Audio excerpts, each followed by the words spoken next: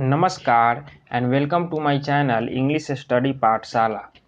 और आज मैं आपके लिए लेकर आया हूँ एक बहुत ही अच्छी मॉडल स्टोरी जिसका टाइटल है द फूलिश डिसाइपल्स।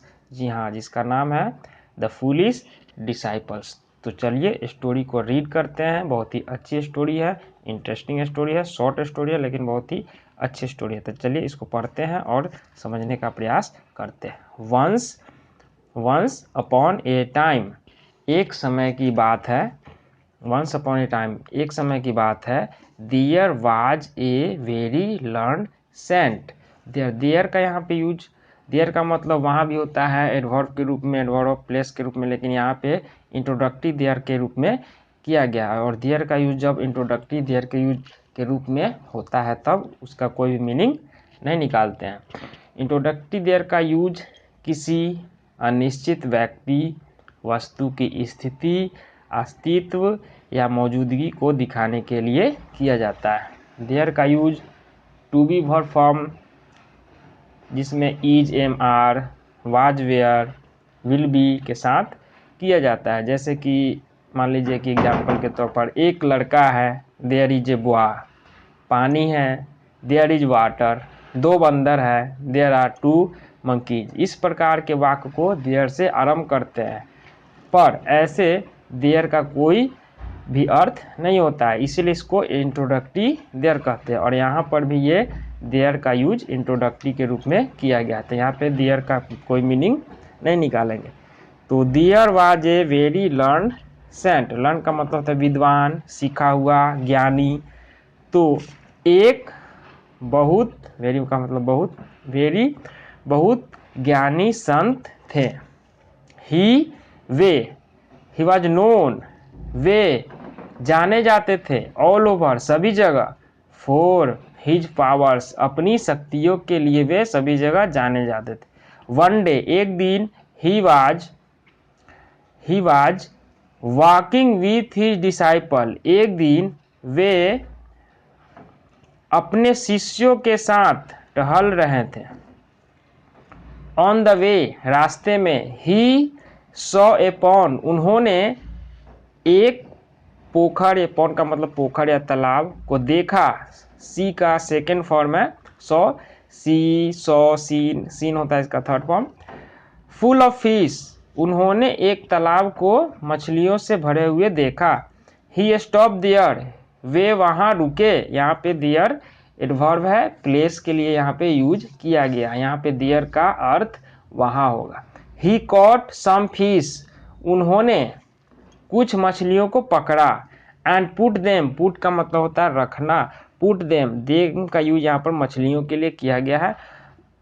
उन्होंने कुछ मछलियों को पकड़ा, एंड पुट देम और उसे रखा, इन हिज माउथ अपने मुंह में रख लिया।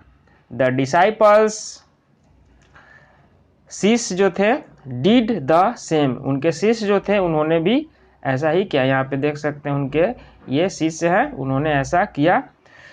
द सेंट सेड तब साधु ने, संत या साधु कह सकते हैं, सेंट का मतलब तब संत ने कहा। नथिंग टू देम, क्या कहा? कुछ भी नहीं कहा। नथिंग मतलब कुछ भी नहीं।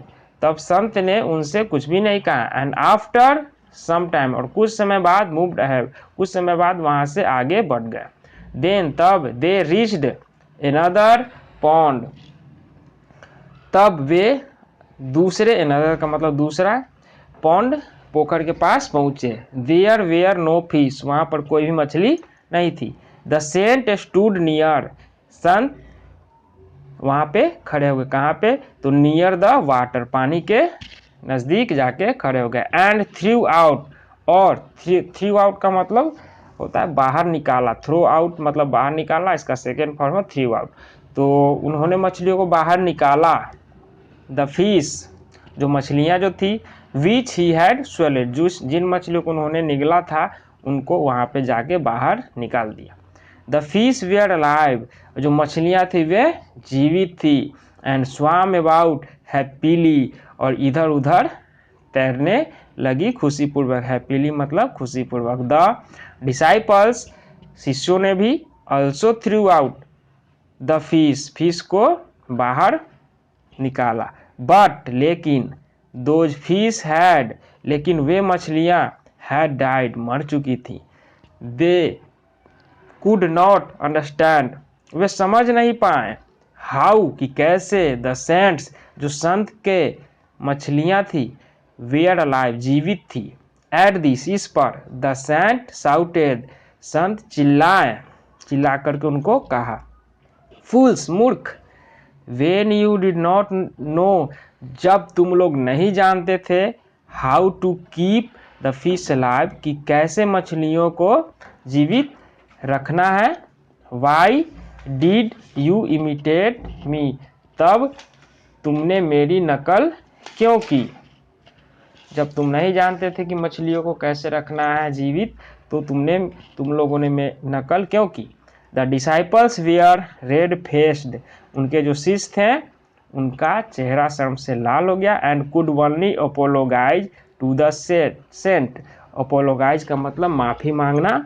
उनके जो शर्म से लाल लाल चेहरे थे वे सिर्फ माफ़ी मांग सकते थे संत से। तो इस कहानी से क्या सीख मिलती है। नेवर इमिटेट एनीवन ब्लाइंडली, तो किसी का भी आंख बंद करके नकल नहीं करना चाहिए। तो यही थी छोटी सी स्टोरी। कैसी लगी आपको। अगर ये वीडियो आपको पसंद आया तो वीडियो को लाइक करें, शेयर करें, और कोई सुझाव हो तो कमेंट ज़रूर करें। यदि चैनल पर नए हैं तो चैनल को सब्सक्राइब कर लें, साथ ही साथ बेल आइकन को प्रेस कर लें, ताकि हमारी आने वाली सारी वीडियो का नोटिफिकेशन आप तक पहुंच सके। इसी के साथ ये वीडियो समाप्त होता है। जय हिंद।